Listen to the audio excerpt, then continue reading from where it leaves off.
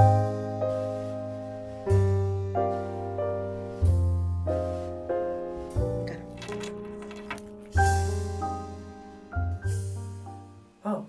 hello. I'm just reading a story called Burglar Bill. Would you like me to read it to you? Yeah? Alright then. Well, are you sitting comfortably? Then I shall begin. It's called Burglar Bill. Burglar Bill lives by himself in a tall house full of stolen property. Every night he has stolen fish and chips and a cup of stolen tea for supper. Then he goes and swings a big stolen sack over his shoulder and goes off to work, stealing things. Every morning, Burglar Bill comes home from work and has stolen toast and marmalade and a cup of stolen coffee for breakfast. Then he goes upstairs and sleeps all day in a comfortable, stolen bed. One night, Burglar Bill's working in a little street behind the police station. When he comes to the first house, he climbs in through the bathroom window and shines his torch around. "That's a nice toothbrush," says Burglar Bill. "I'll have that." And he puts it in his sack. When he comes to the second house, he climbs in through the kitchen window and shines his torch around. "That's a nice tin of beans," says Burglar Bill. "I'll have that." And puts it in his sack. When he comes to the third house, he climbs in through the bedroom window and shines his torch around. "That's a nice hat and coat and pair of trousers, socks and shoes," says Burglar Bill. "I'll have them." And he puts them in his sack. When he comes to the 16th house, he stops. There, in front of him, is a big brown box. Little holes in it. "That's a nice big brown box with little holes in it," says Burglar Bill. "I'll have that." In the distance, the town hall clock strikes 5.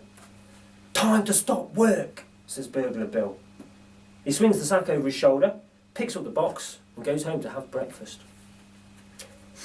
After breakfast, Burglar Bill plays with his cat by the fire. Suddenly, he hears a noise. "Sounds like a police car," says Burglar Bill. But the noise is coming from the big brown box and it's getting louder. "Sounds like 2 police cars," says Burglar Bill. He creeps up to the box and raises the lid. "Blow me down," he says. "It ain't no police car. It's a baby." Burglar Bill puts the baby on the table. "What was you doing in that box?" says Burglar Bill. But the baby keeps on crying. "All alone," says Burglar Bill. He pats the baby's little hand. "An orphan." But the baby only keeps on crying. Then Burglar Bill says, "I know what you want. Crab." And there he is feeding him. Burglar Bill gives an apple to the baby. But still the baby cries. He gives a slice of toast and marmalade to the baby. But still the baby cries. He gives a plate of beans and a cup of tea to the baby. The baby eats the beans, throws the cup of tea on the floor and starts to laugh. "That's better," says Burglar Bill. "I like a few beans myself."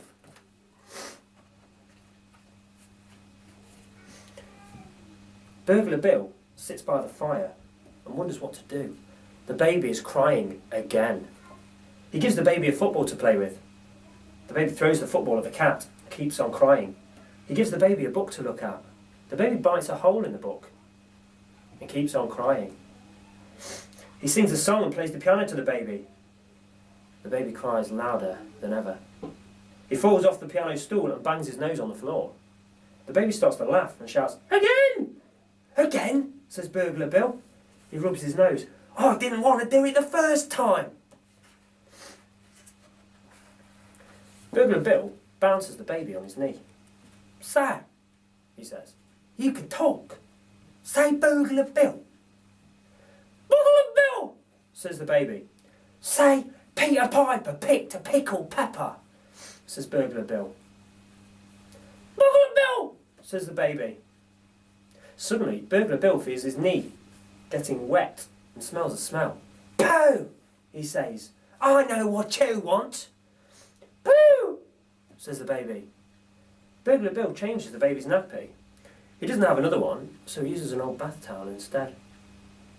"Say, for he's a jolly good fellow for changing my nappy," says Burglar Bill. Burglar Bill plays with the baby and shows it around the house. He feeds it again, changes its nappy again, washes its clothes and hangs them on a line in the kitchen. When night comes, he takes the baby for a walk in the park. "Say, run for it if you see anyone," says Burglar Bill. "Run for it," says the baby. And they went for a walk, and when they were tired, they came home. It was 12 o'clock.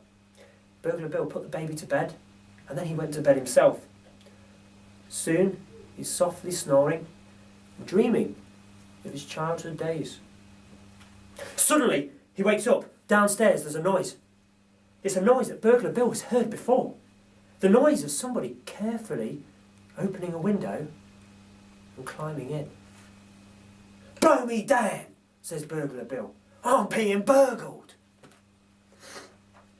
Burglar Bill creeps to the top of the stairs. Down below, a torch is shining, and a voice says, "That's a nice umbrella. I'll have that." Burglar Bill creeps down the stairs. The voice says, "That's a nice tin of beans. I'll have that." Burglar Bill creeps along the hall and into the kitchen. The voice says, "That's a nice date of walnut cake with buttercream filling and icing on the top. I'll have that." Burglar Bill puts on the light.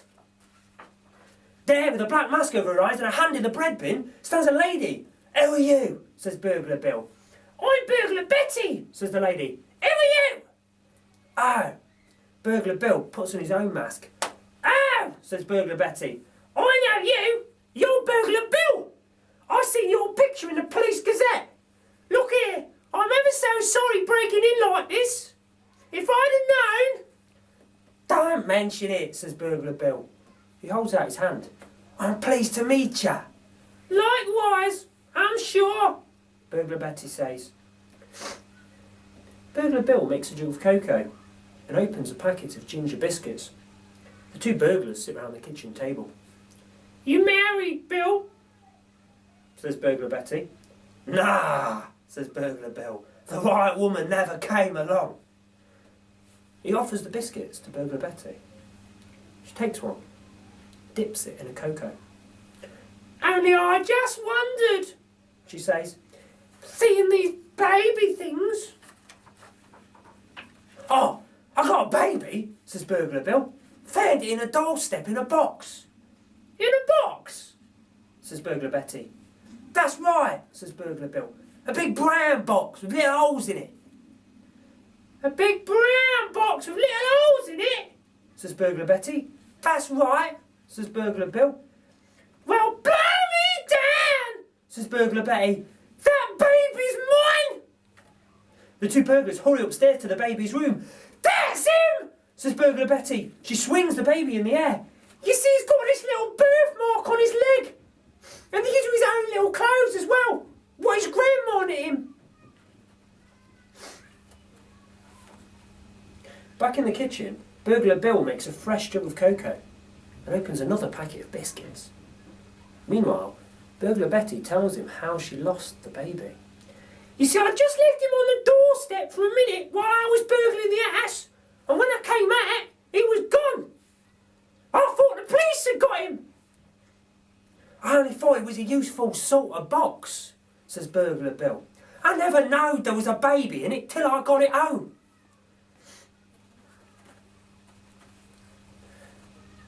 Burglar Betty gets ready to leave. "I suppose your husband will be glad when you get back," says Burglar Bill. "No, he won't," says Burglar Betty. "I ain't got no husband." She dabs a little hanky to her eye. "You see, I'm a widow lady."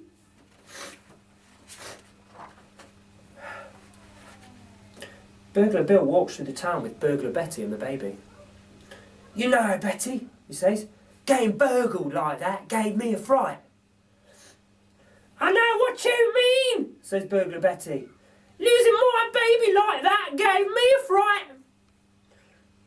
can see the error of my ways, says Burglar Bill. I've been a bad man. Me too, says Burglar Betty. I've been a terrible woman. Just then the baby starts to cry. Shh, says Burglar Betty. You'll have the police after us. Burglar Bill looks over his shoulder.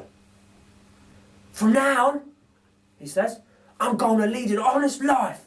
All them things I've pinched, and all them things I've pinched as well, says Burglar Betty. All them things, says Burglar Bill, mine and yours, we're going to take them back. And there they are, taking back every item that they stole.